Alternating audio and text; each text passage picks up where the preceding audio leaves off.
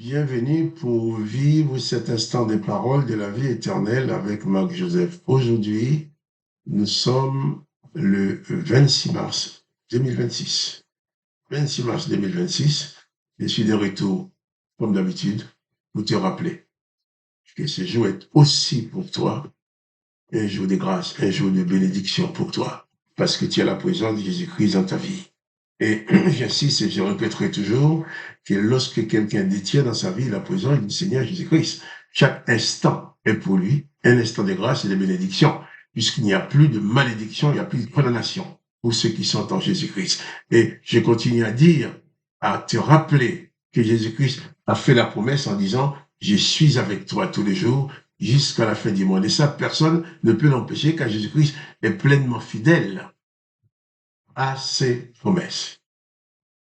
Il convient pour toi de réaliser pleinement que chaque instant de ta vie, tu n'es jamais tout seul. Tu ne vois pas Jésus-Christ, mais il est là avec toi en esprit. Tu ne peux pas voir un esprit, mais son esprit est avec toi, il t'accompagne. Et si tu disposes ton cœur, disposes ton âme, il va pouvoir te guider, te conduire. Il va pouvoir te donner la marche à suivre en chaque circonstance. Bon, surtout, en lisant déjà les enseignements de Jésus-Christ dans les évangiles, on détient déjà la marche à suivre pour arriver à vivre selon sa volonté, pour arriver à accomplir sa volonté et voir sa gloire se manifester dans ta vie. Mais dis-toi, Jésus-Christ est avec toi. Il n'y a donc plus de condamnation. Même la condamnation à la mort éternelle, que l'Éternel des armées a établie depuis longtemps sur l'humanité, Jésus l'a effacé pour ceux qui croient en lui. D'ailleurs, c'est parce que Jésus a effacé tout ça, il a détruit toutes les condamnations de l'Éternel des armées. C'est pour ça que les serviteurs de l'Éternel n'avaient pas d'autre choix que de le piéger ou les tuer.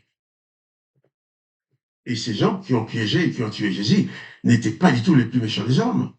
Mais ils n'avaient pas le choix. L'Esprit de l'Éternel qui était en eux ne pouvait pas permettre que quelqu'un vienne de faire ce que l'Éternel des armées avait établi. Bien entendu, les religions vont nous dire, c'est la même chose. Les religions vont nous dire, Jésus-Christ est le Fils de l'Éternel. C'est pas vrai. Jésus-Christ ne viendrait pas demander de faire le contraire de ce qu'a dit son Père, puisque Dieu ne change pas. Dieu le Père ne change pas, l'Éternel ne change pas non plus. Jésus-Christ vient, il dit, il vous a été dit, mais moi je vous dis de faire le contraire. Et ça, les serviteurs de l'Éternel, les amis ne pouvaient pas le supporter. Mais Jésus-Christ vient surtout dans le monde. C'est pour te révéler l'existence du Dieu le Père qui n'est pas le condamnateur du Dieu sauveur. D'ailleurs, Jésus-Christ, le nom hébreu qu'on lui a donné, c'est Yeshua, qui signifie Dieu sauveur. Et Jésus dit que le Dieu le Père a envoyé son Fils unique, afin que quiconque croit en lui ne périsse pas, mais qu'il ait la vie éternelle. Mais Jésus va dire aussi, je suis dans le Père, et le Père est à moi. Jésus va dire également, quiconque m'a vu, a vu le Père. Donc, en Jésus-Christ, c'est le Père lui-même qui est venu sur la terre pour apporter la révélation de son existence aux humains que nous sommes, dans le seul but de nous sauver de la mort éternelle. Bien entendu, Jésus-Christ a fait autre chose. Il a guéri beaucoup de malades, il a ressuscité les morts. Mais son but principal, c'était de te communiquer, à toi et à moi, les paroles de la vie éternelle. Pour te dire, tu peux vivre éternellement, tu peux être sauvé, tu peux être protégé contre toutes les malédictions qui existent sur la terre.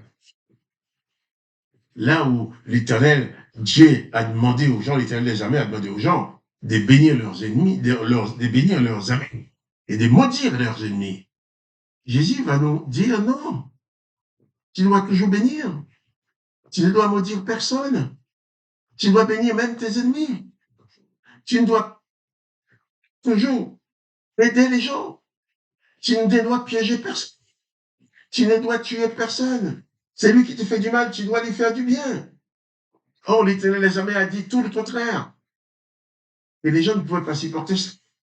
Certaines personnes disent, oui, mais si je ne rends pas le coup, si je ne rends pas œil pour œil, dent pour dent, c'est que je suis un lâche. Non! C'est lui qui fait œil pour œil, dent pour dent, bien sûr. Il obéit aux ordonnances de l'Éternel. Mais en réalité, le lâche, c'est celui qui veut cogner. Le lâche, c'est celui qui veut détruire l'autre pour que l'autre ne soit plus en face de lui. Mais c'est lui qui a le courage d'aimer, de pardonner même dans les difficultés. C'est celui-là qui est fort. Si tu pardonnes systématiquement, les humains n'ont plus de pouvoir sur toi. Ils ne peuvent pas changer ton humeur. Ils ne peuvent pas te mettre en colère. Quelqu'un ne peut pas se décider en disant, eh bien, aujourd'hui, je veux que Marc Joseph soit en colère. Aujourd'hui, je veux que Marc Joseph soit content. Non! Mon humeur dépend de ma relation avec Jésus-Christ, mon sauveur avec Dieu le Père, au travers de Jésus-Christ. C'est pour ça que Jésus-Christ est venu pour nous faire connaître les paroles du Père. On va continuer la lecture dans Jean chapitre 17. Au verset 6, Jésus dit au Père, « J'ai fait connaître ton nom aux hommes que tu m'as donnés du milieu du monde.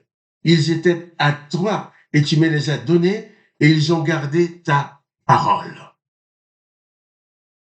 Il est important pour toi de garder dans ton cœur les paroles du Dieu le Père, les paroles de Jésus-Christ. Je ne dis pas les paroles de l'Éternel des armées. Les paroles de l'Éternel des armées, c'est œil pour œil, dent pour dent. Les paroles de l'Éternel des armées, tu seras en haut, jamais en bas, tu seras la tête, jamais la queue. Les étrangers seront tes esclaves. Jésus-Christ n'a pas dit ça. Jésus-Christ dit, si tu veux être grand, eh bien, que tu sois le serviteur de tous. Ça change tout. Jésus-Christ dit, l'ennemi qui vient pour te combattre, toi, tu vas lui faire du bien. Il va vouloir t'écraser avec sa haine, mais toi, tu vas l'élever avec ton amour. Oui, c'est lui qui avait l'habitude de vivre selon les ordres de l'Éternel, ne peuvent pas supporter ça.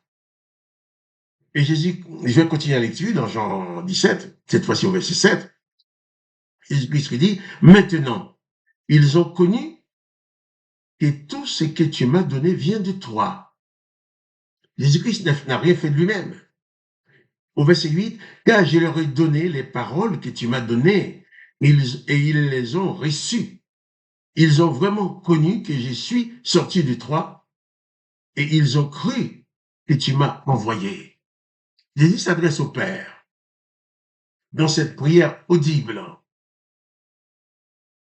La communion entre Jésus et le Père, il n'y a pas de faille dedans. Je suis dans le Père est en moi, dit Jésus.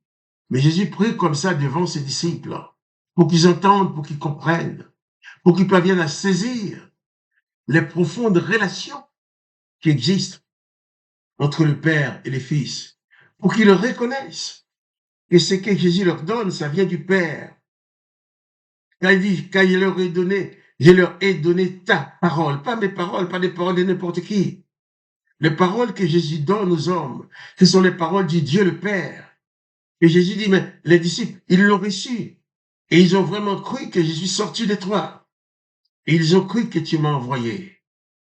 Et Jésus dit, c'est pour eux que je te prie. On viendra sous ces textes, demain Dieu voulant. Mais Jésus parle de tout cela qui ont reçu sa parole, qui ont reçu cette parole qui vient du Père, qui ont cru, qui ont reconnu que Jésus-Christ est l'envoyé du Père. Jésus prie pour eux. C'est pour eux que je te prie. C'est pour ça que Jésus va dire, quand tu pries, tu dois prier, tu dois demander en mon nom. Parce que là où tu ne peux pas aller, Jésus, il va pour toi. Jésus-Christ va pour toi là où tu ne peux pas entrer. Jésus-Christ entre pour toi. Jésus-Christ va dire au Père, c'est pour cela que je te prie, ce que tu m'as donné, ceux qui ont reçu ta parole, ceux qui ont cru que tu m'as envoyé, ceux qui ont cru que je suis sorti de toi. Je te prie pour eux. Je te laisse avec cette pensée. Dis-toi dans ta situation actuelle, tu pries au nom de Jésus, mais Jésus prie pour toi. Quand tu pries, tu ne pries pas tout seul. Jésus est ton compagnon de prière. Il dit des prières en son nom et il prie avec toi. Il connaît tes douleurs, il connaît tes souffrances, il connaît tes besoins, il connaît aussi tes moments de joie. Ce n'est pas tout de prier quand tu es dans le besoin, mais il faut glorifier Dieu aussi. Quand tu as le résultat, même Étant dans le besoin, quand tu pries, il faut manifester ta foi auprès de Dieu. Merci à Dieu le Père dans le nom de Jésus pour l'exaucement de ta prière. On y reviendra demain, Dieu voulant. Mais en attendant, que le nom du Christ soit glorifié dans ta vie, que toi tu sois béni. Et quant à moi, Marc-Joseph, avec plaisir, je te dis à demain pour les paroles de la vie éternelle.